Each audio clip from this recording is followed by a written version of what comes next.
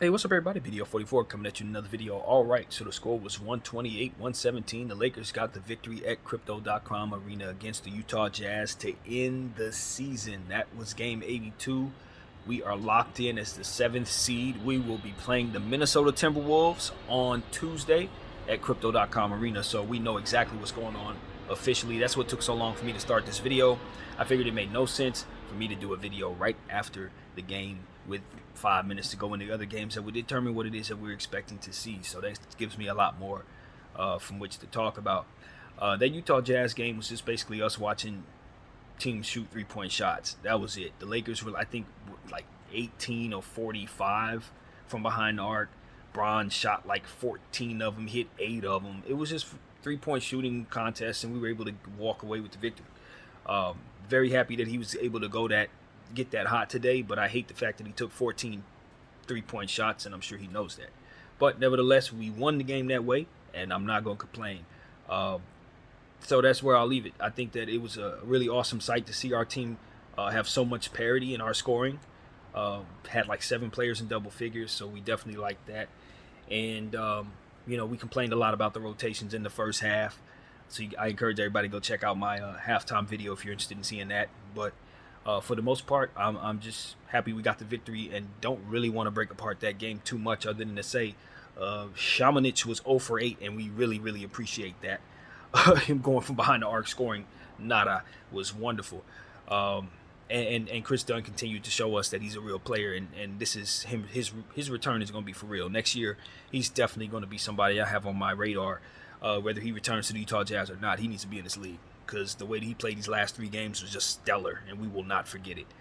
And also, I thought it was interesting. Agbaji got thrown out of the game because he threw the ball at the leg of the referee to end his season. That kind of sucks to see the rookie end his season that way, but he did have 8 assists, and I did not know he had that kind of passing ability in this game. So I won't soon forget that young fella as well. He had a pretty solid second half of a rookie season with the Utah Jazz, and I think he has a very bright future, but you can't throw the ball at the ref's feet and think you're going to get anything less than tossed out. So that's how that went. Kelly Olynyk shot the ball pretty well. Anthony Davis had a lot of stats there, 4 blocks. One of his blocks was so very nice. He erased something real nice. 4 blocks, two steals. I think he had like 15 rebounds, 14 points. We wanted him to score more, but everything else he did was very good. It's just like last game. Austin Reeves had a pretty good plus minus, if I'm not mistaken. I think he walked out there with like 8 assists. Don't remember how many points, but we didn't go to him as much. I think he has something going on with his hands, so we got to keep our eye open. He's starting to get a little banged up. Dennis Schroeder did not play in this game. Still resting him. We didn't see any of the new guys, Tristan Thompson or Shaq Harrison. They were not available for this one. But overall, we just really love what we saw from everybody. Rui Hachimura did not have a very efficient night at all. I keep telling us we need to stop asking him to shoot the 3 like that. That's not his game. He may hit the 3 here and there, but asking him to shoot it or running plays for him to end up with 3-point shots, that's not it. That's not it at all. So we need to stop that. Same with Vanderbilt. Stop asking him to shoot 3s. If he happens to find a 3, picks up the ball, ooh, I'm behind the arc, let's shoot. Okay, fine. But us running plays to find him in the corner is asinine. Please stop it. We, like I said, the Malik Beasley thing, copy and paste every other rant. You saw the score in the first half. Just look at the tape. You'll see what it is. It's that simple. If LeBron James would have went 0 for 14, we lose this basketball game. So luckily enough, the 3-point shot fell. But honestly, if that's going to be our offensive attack, we'll be lucky to beat the Minnesota Timberwolves on Tuesday. So that's really what I got to say about that. I think LeBron James, quote-unquote, shut us all up by hitting a bunch of 3-point shots. But real ones know that he didn't help us that much by doing that. All he did was take away rhythm shots from everybody else. Austin Reeves attempt, 5 shots, 6 shots? I look down, I see Anthony Davis only attempted 15 shots, and Bron attempted 1 less 3-point shot than Anthony Davis attempted total shots. But I'm supposed to be cool with that, because he had 8 of them. That's what I'm talking about. It's like, yes, I receive it. You gave us the proverbial finger. I receive it. Just like you wearing the green jacket. I receive it. 14 3-point shots attempted. Of course that's bad. We don't ever want that, ever. But since you're going to hit 8 of them, perfect. Just like Malik Beasley. Let him hit 30 of them if he's going to hit 8 of them. But how about we try something that's actually going to work in the playoffs? How about we try something that can actually beat a team in the playoffs? Would it hurt to run something since we never freaking practice? Like, I received the middle finger. I got it. But can we get back to what's going to make us all look good, which is making everybody better?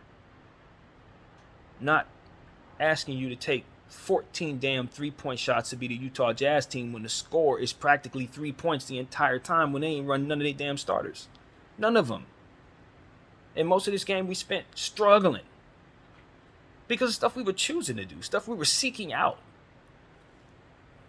So yeah, the man hit 8 threes. Great. Do I ever want to see him attempt 14 threes? Of course not. I didn't want to see him attempt 14 threes today, and I think that's why he attempted 14 threes. Because everybody been getting on his case about it. Everybody been getting on his case about it because he knows that 9 out of 10 times he does it like this tonight, he's going to go 3 for 14, and all of those shots are going the other way, just like the ones he bricked most of the time went the other way. I'm telling you, man, I am not buying any of this. That's why I'm so sour at the end of the season, because after watching a whole year, the jig is up. The jig is up. People don't want to do things the right way. They get lucky, it works out for them. Cool. But why are we in this situation in the first place? Why are we playing for a play-in tournament situation, hoping to God the Warriors lose a game that they won by 54 points, by the way? I told y'all, anybody, and I mean anybody, that's betting on Steph Curry to lose a game this late in the season isn't in the right sport. You need to do something else with your money. Don't bet on that. Don't even bet on basketball if that's what you're thinking. I can't tell you how well that aged now that we see how those 2 games played out. Blew the Kings all the way out and blew the Blazers even more so out. Just to reinforce the understanding that is still Steph Curry and Klay Thompson. They're not playing, and it's playoff time. So you know what that means. People are going down. Luckily, it ain't us running into them. Sorry, Kings, you're out of here. That's how that goes. Just telling people right now. Warriors in 6. It ain't going to take long. It might not even take 6 games. This is Steph Curry. That's it. So, as it pertains to us and what we're doing, well, I think we're playing some of, I don't want to say we're playing our worst ball, because we're not. We've played worse than this. But I think what we're doing right now is something that we can't get away with in real games. And we're about to play a real game against a Minnesota team that is going through the motions. I don't really know that. I can't think of a better team to play right now.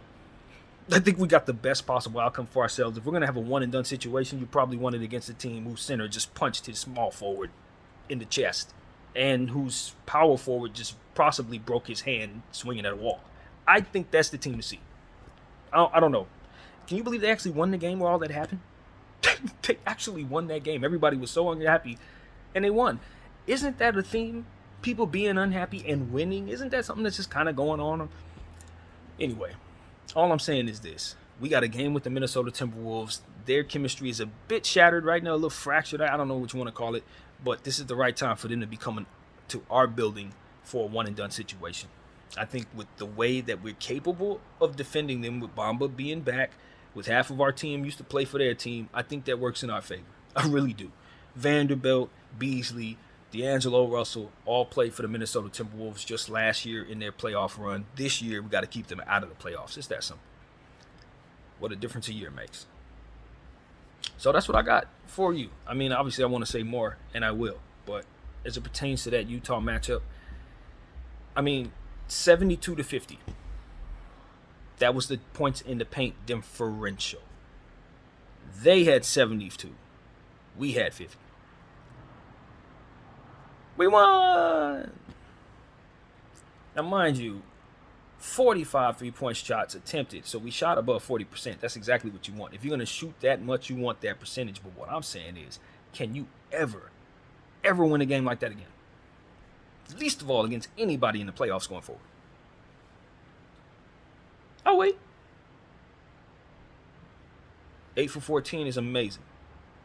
I love it. If he's going to hit shots that much, that consistently, we'll roll. That'll be our primary attack. LeBron James from behind the arc. Let's get it. Ride it all the way to championship 18. That's what we want, right? We can do that. If he falls, it falls. If Malik Beasley and LeBron James can average 40% from behind the arc, we can attempt 63-point shots and possibly get out of every series the victor. We can. Problem is, if they attempt that many 3-point shots, more than half the time, you're going to lose by 30. More than half the time. By 30. That's just me talking. Maybe that's not really the truth, but the point is, I don't believe you are going to win very often. Not very often. And at this time of year, you want the stuff that you do to be absolutely what you're going to do in the playoffs. You want to be on a string. You want all your plays to be like this for everybody to know each other. You want people's eyes to be on the back of each other's head. You want to be able to know your teammate, feel him in the corner. If he's in the corner, you know he's there because y'all have run the same play so many times that you know where he's going to be before he even actually gets there. That's what we should be like right now. Instead, we got a guy who shoots probably about 30% from behind the arc, attempting more 3-point shots than the number one overall guy who's supposed to be taking the most shots is shooting regular shots. Percentage possibilities be damned. And so for me, as a Laker fan who's watched enough of this stuff to make anybody go crazy over the years, I've watched more basketball in my life than I've probably watched anything else. I can honestly tell you that none of this should be betted on. None of this should be betted on. I'm just going to tell you right now. Because the Lakers' attack is so very backwards from what it is that it's capable of doing, that at any moment, anything can happen, is what I'm telling the American public. The Lakers dumb themselves down night to night to night to night to night. And one of these nights, they're not going to. And you're going to think they're going to, and they're going to blow a team out in the most strange possible way. And it's because it's always been capable of doing that. It just never flexes its most strongest strength.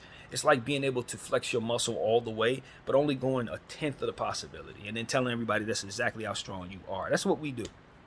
That's exactly what we do.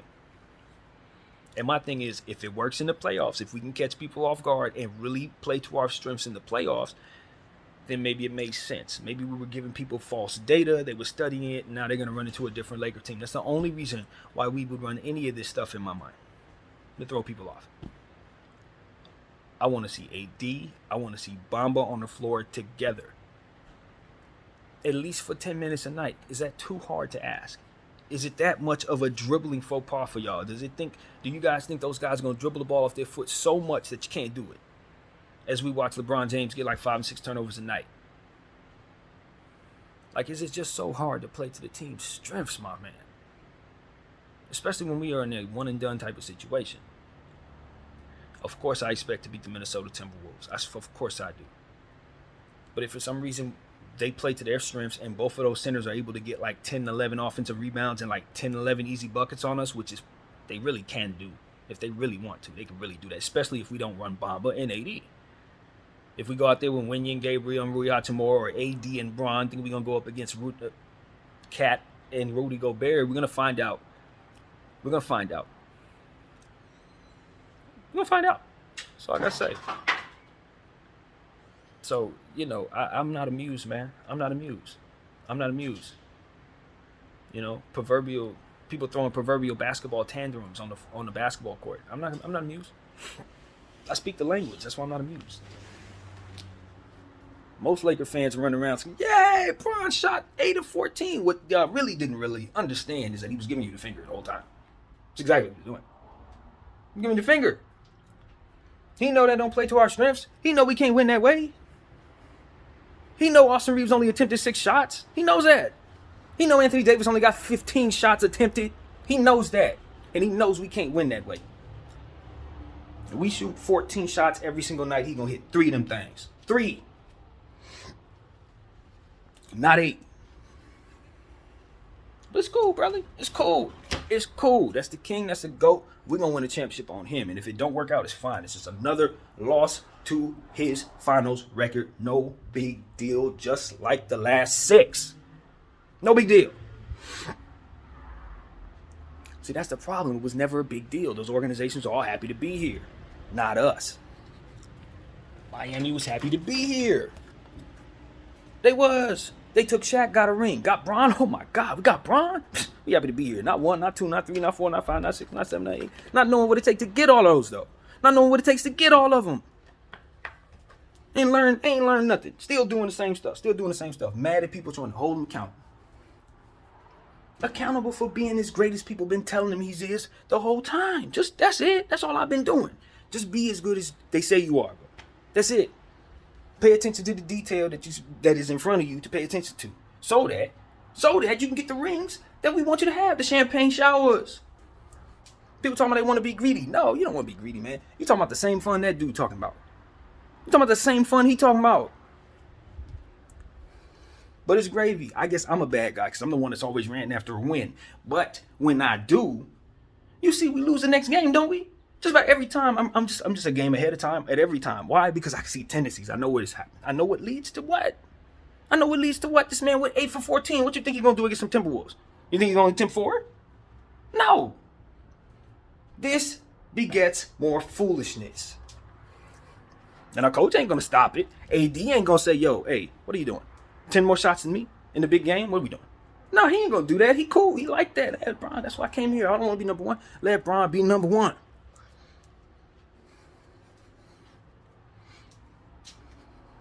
It's playoff time. And I believe I know what it takes to dominate and win and all this other stuff. From a attitude standpoint. Not X's and O's. I don't know basketball. From an attitude standpoint. And I'm telling you, people's attitude is that of, we could win, we could lose, but honestly, I'm more interested in what people talking about me, what they saying about me. I'm more interested in people ain't telling the world what it is that I want them to say. They're not telling the world how hard it's been for me, as opposed to, let me focus on what the challenge is at hand. Let me make sure I do what's best for the team so we can all be on the string, so we can be our best self. Win or lose, the team first. None of that. No. What are they saying about me? Is it positive like it's been for the last 20 years? Or negative like it's been for the last 20 years? Or ear to everything but the damn X's and O's of the game. Ear to everything but the X's and O's of the game. And then when somebody call it out, when we like, yo, we don't like that. It's like big middle finger. I'm shooting 14 shots in the air. I'm wearing green jackets. You know what I'm saying? I'm tweeting out all kinds of stuff. It's like, brother, we trying to make you better. We ain't trying to make you worse. You came to excellence. What you think? We was going to sit there in cotton candies at Santa Monica Beach all day? No. Come here to work. I'm mad because I've seen him make the sacrifices already. Just like I said about AD scoring 50 and 60 points every night. I've already seen you do it, so I'm not crazy for asking you to do it. I done already seen you do in the bubble the sacrifices necessary to meet my expectations and win the championship. Years later, several years later, we can't repeat that same focus. We can't get back into that same zone. That's all I'm saying, bro. I'm not confused, bro. I'm not confused. A lot of fans, I guess this is what I hear in my head. Why can't my fans just be basic-minded? Why can't they just be happy to see me succeed? Why can't I just shoot the ball the way I want to and not have to hear about nothing? Why can't my fans just be mindless clapping people in a crowd? That's what I think he wants us to be. That's what I think a lot of these dudes want us to be. They don't want us to have thoughts in our head that hold them accountable for not being better or what have you. They don't want to hear that. You don't want to hear that. They just want to perform to the level they want to perform at and let it be where it is. Shame on those predecessors of theirs for allowing us to think we had a say-so in the matter. For allowing us to think that our paying dollars determined whether or not the effort was going to come our way or something. Like our heart and devotion to the colors is supposed to mean something to these dudes or something. I don't know. I'm wrong for caring about my team winning at the expense of some whoever's legacy as they come temporarily put on a uniform for 7 years. Now I'm supposed to care more about them for the 7 years they there than about the whole entire organization and how well it's supposed to succeed throughout the process of me being a fan my whole damn life. Bron legacy first, AD legacy first, whoever temporary legacy first, right? Name on the back of the jersey better than the front, right? That's why I want this to end. That's why. I don't be ranting for no reason. It's because this stuff is garbage. It's fluff. And people need to understand that it's not real, man. It's not real competition. I'm seeing teams all over the league not really competing. I watched tonight the Phoenix Suns. With all due respect to the Suns going up to the Clippers, they were not competing. Down the stretch of the basketball games, guys getting layups. Layups. Against people smaller than them when I know they got length on the floor to contest that crap. I know they got length on their bench that they can put on the floor. They just choose not to because they're trying to get the easiest possible seeding. We got to make sure we avoid this team. We got to make sure the Lakers don't get in the 6th seed. We got to make sure we don't have to play this team. We want to see this team easiest possible path, because if we don't get the easiest path, then we could possibly lose. So we don't want to lose. We want the easiest. Everything got to be easy. Over it. You know why I don't like it? Because it don't work anywhere else. You can't take that model and take it anywhere else in the world. You try that crap anywhere else and you're going to get lesser results. Only in the NBA where you can have but do it stuff and then get the championship, the MVP. Only in the NBA where the environment allows for mediocrity. It's acceptable. It's strategy to lose. But it ain't strategy for the fans to pay less money to make up for that difference. It ain't strategy for them players to go out there and blow a fake knee. There's real knees that are being blown out. There's real Achilles that's being blown out while they're doing this. There's real careers that they're getting thrown away while they're being mislabeled. While the homeboy want to shoot 14 threes because he mad at whoever said whatever. These guys ain't getting the looks. Lonnie has to sit on the bench the whole season. In a year for him to get some money, he's supposed to be getting his contract. He's sitting. People pouting. On the top of the mountain, pouting. Over it. But I'm a bad guy. I'm a bad guy because I'm not clapping in the crowd. Oh my God, I'm so happy to be here. Fine. I'm the bad guy. I'm the bad guy. I'm the bad guy. But what it comes down to is when you listen to the bad guy and you do what the bad guy says works, you try what the bad guy says work, you end up happy. But you know what? You end up with championships. You end up with teams that are full of young players. You end up with all kinds of stuff that works. When you listen to the bad guy tell you how not to be okay with mediocrity and the environment for which mediocrity is encouraged. Nah, ain't nobody gonna be happy with that in the end. We're gonna be a loser in the end with that. We're gonna be in Hawaii in May with that instead of on a basketball court. That is what that is. And I know that there is a generation of kids that ain't about that nonsense, that are coming up, that are going to be coming into the league with an entirely different spirit. And they ain't going to have none of this crap that we talking about. They ain't thinking about losing or being okay with losing. They're going to find ways of defeating whatever's in front of them. And this message is for them. This ain't for the old guys who at the end who want to just do things their way and mad at everybody for telling them to stop. No, this ain't for you. This is for the generation of people who are going to do things better. And it's going to be okay that they do things better. That's going to be encouraged. That's what I'm talking about. So, that's what I'm about, man. I'm going to fight for that. I'm going to fight for excellence. Best way I know how. My voice. And I'm going to make some people very uncomfortable when I don't see excellence. And they're going to be mad and their egos are going to be stroked. And that's okay, because at the end of the day, if they follow what it is that excellence actually is, they're going to find happiness at the end of that. And less people pointing at them saying you're not meeting those expectations. Conditioning. If we'd have been doing things right the way the whole time, you would have had a lot more respect all the way up until this moment. You wouldn't have to hear none of it. So we're going to start off a younger generation on the right track. Being competitive matters. Wanting to win matters. Wanting to win with your teammates matters. Making others better matters. You are encouraged to do this. You know what I'm saying? If your team is a team that usually doesn't shoot a bunch of three-point shots, and everybody on the team tries to manage their three-point shots so that you can be a good three-point team together, don't attempt 14 of them. Don't do that. Because that's going to take away everybody else's respect for what it is that they're doing. Because it's like, why do I have to take only 3 or 4 three-point shots if this guy and this guy get to attempt 10 when they're only known for making 4 when they do so? And I attempt 4 or attempt 7 and usually hit 4 of them. For example, Lonnie Walker. You don't have the green light to shoot like that. But the guys who shoot and miss more have the green light to shoot like that on this team. Go Lakers! Happy we won. Like I said, I'm here for a championship, man. And if I know something that we do is going to lead to us ultimately losing, I'm already there. That's the difference between me and a lot of other people. You know, a lot of people be like, oh, I see several plays ahead of time. That's, you know, a basketball player, they say LeBron James see like 8 plays ahead of time. I can see 8 plays ahead of time. That's my gift. Actually, 47 plays ahead of time. Or however many possessions it's going to be in the next game, that's how many possessions I'm ahead of this crap. Because I can always tell when we're about to do something stupid.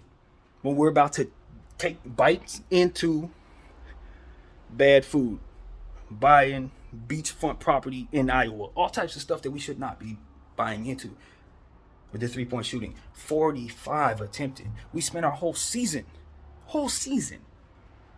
trying to keep our 3-point shots down and kill teams in the paint and keep them from killing us in the paint. And in the very last game, we get blown out in the paint. And they're telling me that the next game we're going to play is a winner takes all. Against a big team with 2 centers. But I'm a bad guy because I'm pointing all this out. Azubuike destroyed us in the paint. What the heck do you think a mad Rudy Gobert, who just got through punching his teammate, is going to do to us if we don't play Mo Bamba? Who happens to have longer arms than him if we decide to run it? Put him down there with AD like I always say. You know how they ain't going to be able to stop us. We can match up with them. We can simply just match up with them. AD and Bamba. You got a perfect matchup. We ain't even got to worry about them. Let's see if Darvin will choose these things. Let's see if he'll choose this.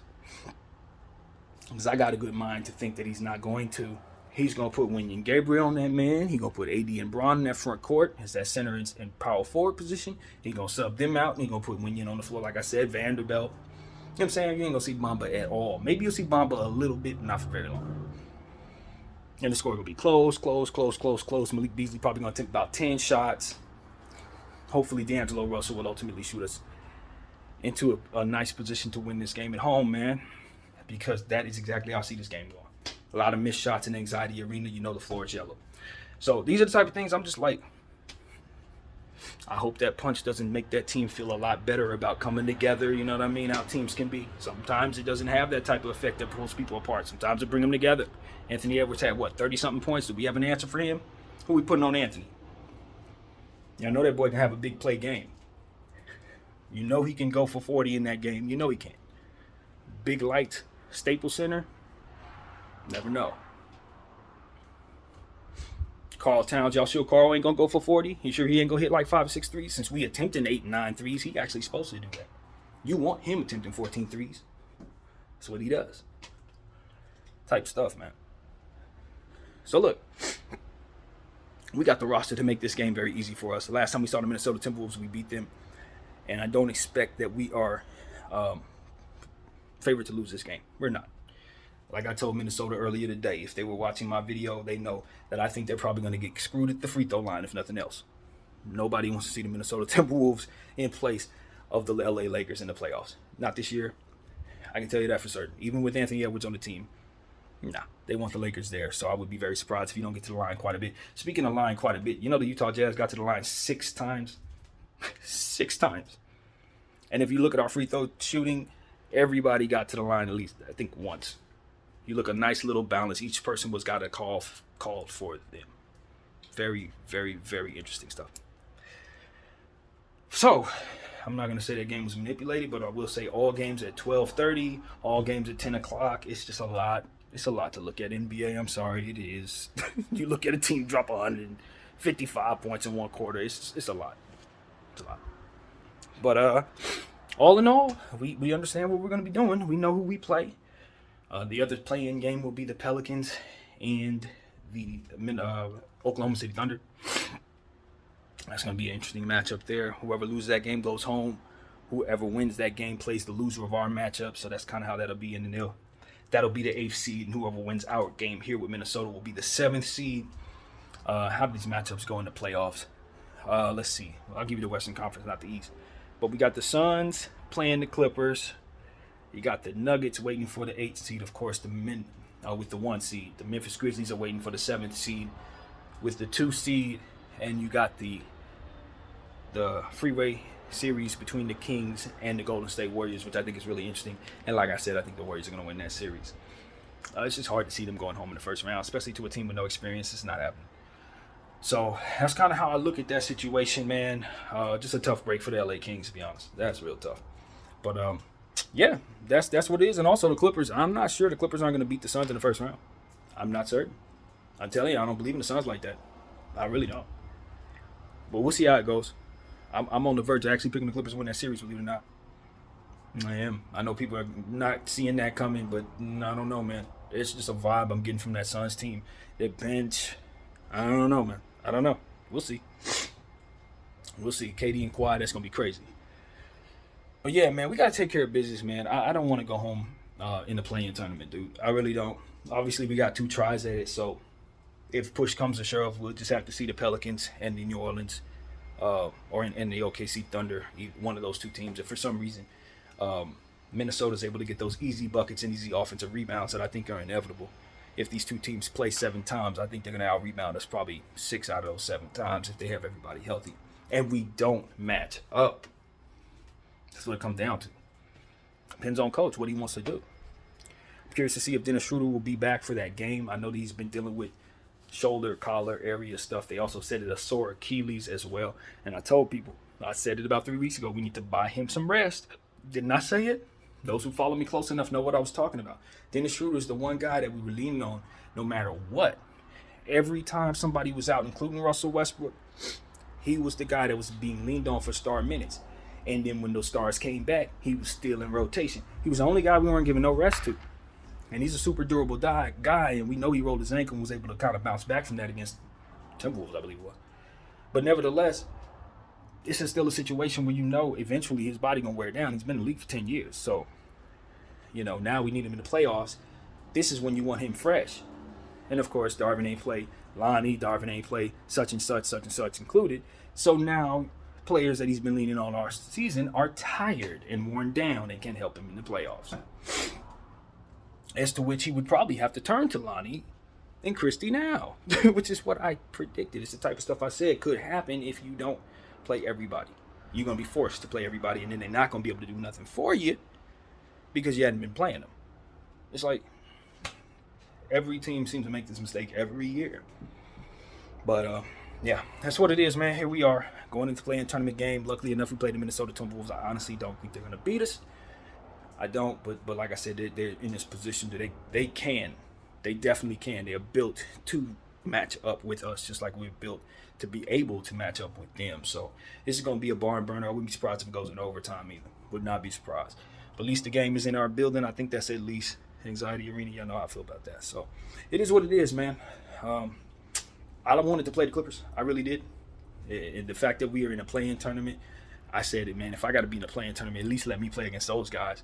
At least it'll mean a little more to me personally, and I think it'll mean a lot more to the team. I mean, to the city. But yeah, the Clippers did not want that, man.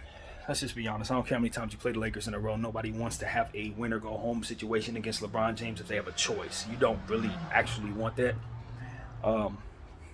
Just off general principles. So I think they were able to effectively avoid that, but it is what it is. You run into the Suns. A lot of people don't think they can get past Suns, etc.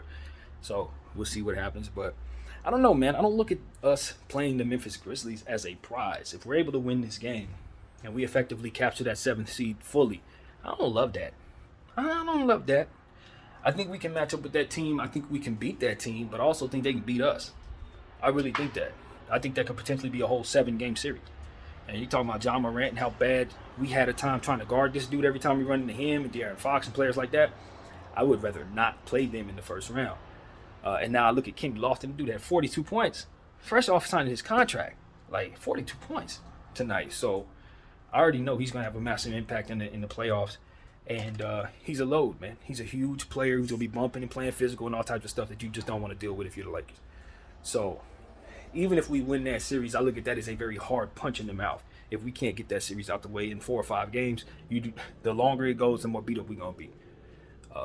And Jaren Jackson can score 40 as well. So it's, again, I know a lot of people are excited about playing the Memphis Grizzlies because they think Steven Adams is going to be somebody that's easy to kind of mow down. But I am not going to be incredibly upset if for some reason things shake out and we end up the 8th seed instead of the 7th seed. I'll be pissed we lost them games, but I'll be very happy we ran to Denver and not the Memphis Grizzlies. So, for whatever that's worth. Either way, it is what it is, man. That's what we got going on, man. Tuesday, of course, we'll do whatever homework necessary to catch up on the Timberwolves as we always do with every game. But 82 is in the books, man. We got through the entire season.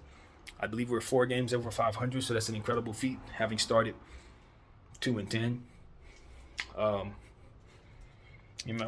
think the storyline surrounding this Minnesota game could be obviously huge with so many players having played on each team. Our guy, Matt Ryan's over there on their bench, you know what I'm saying? So he helped us win a game this season. We haven't forgot about him. He'll be going against us now in that play-in tournament game. And, just a lot of stuff. Like I said, a bunch of players on our team played for them. Obviously, we know Naz Reid will not be there with the broken wrist. So, once again, that's a big break for us when we consider that injury. All in all, that's what it is, man. It's just one of those situations where you just never thought that the Minnesota Timberwolves would have won that game, considering all the noise going on surrounding that game. You would think they would have lost by 40, but they won it, and because of it, they got a date with us. So I don't know if that's something they want, but I know it's something we definitely do, because we were on the verge of not making the playoffs just about a month and a half ago, and now we got a real chance. So I would have, we would have loved to have been able to skip this play-in tournament game, but ultimately, we're happy to be here, I guess. So we'll take it for what it's worth, and hopefully we'll get more out of our team as a unit than just a bunch of jump shots and expected applause. Because I'm telling you right now, that ain't what they're getting from me. I'll take a win against the C-Team Jazz unit, but the fact that game was so close, and the fact that we struggled with them last week, and the fact that we struggled with the Suns bench, and the fact that we're struggling with just the worst talent that teams can offer us, with our best talent that we can throw on the floor, when that ain't true, but whatever the case, when we throw in what we think we're going to compete with on the floor and we're still close, it just gets to a point where it's like, I know why, but we can act like we don't. So keep on playing them, keep on being small out there, keep on getting rebound over, keep on shooting jump shots, and keep on seeing a score be what it is when you do so. It is what it is, LA. You know what I'm saying? But we are a happy bunch. I'm not going to continue to pile on the negative side of things. Hopefully everything I think is wrong, and we'll go out there and just mow through the field and win a bunch of games in the playoffs, and maybe even win a championship. You never know, but tendencies matter, man. Tendencies matter, focus matters, attitude matters, and people being on the same page matters. And if you don't want it more for your teammate, then it's probably not going to work out for your team. So that's what I got to say, man. Lakers win to get the Utah Jazz out of here. Win the season series against them. Actually, no, we tied that season series. We lost the first 2, won the second 2. And that'll do it for your regular season, man. We definitely appreciate NBA basketball, even though it's been a little funny this year. A little funny. Nevertheless, we appreciate that it wasn't a pandemic year or a lockout year or none of that, and we got some playoffs ahead. And hopefully the schedule makers hear us when we say it is so much more important to take care of the players' health than it is for these marquee dope matchups between players on various teams that may have been traded or whatever. That stuff isn't as important as making sure guys are not playing 10 hours later off a 5-hour flight. You know what I mean? That kind of thing is just like, let's not be absolutely ridiculous here. So that's pretty much what I got to say, man. Good season, Lakers. I mean, you came back from being down 2-10, so I can't say it's anything less than good when you consider what we overcame and find ourselves still alive at the end. So that's really good. Also, worth noting, we finished with a slightly better record than the Pelicans, which means on their swap, if I'm not mistaken, that could still be in play depending on how these play-in games pan out. Obviously, if we get knocked out and they win their game, so on and so forth, that could end things differently. But as of right now, we're 1 game away from finishing this season with a better record than them, which could have some ramifications for how this thing goes with the pick swap, which is something that we've been waiting to find out the information on. So, yeah, that's a big deal, Lakers. Of course, given the fact that we have a better record than them, they're going to want to take the worst of 2 picks. So that might mean that their pick just might not be that much less. at all. They may have a better pick than us, after all, as to which I don't know if that triggers another swap or they just have to keep their pick or whatever. It might void the entire process. Not certain, but one thing's for sure, two things for certain. We do get a pick this year from the Pelicans one way or another, and it doesn't look like it's going to be that much different than the pick we would have otherwise earned, which is excellent if it holds up.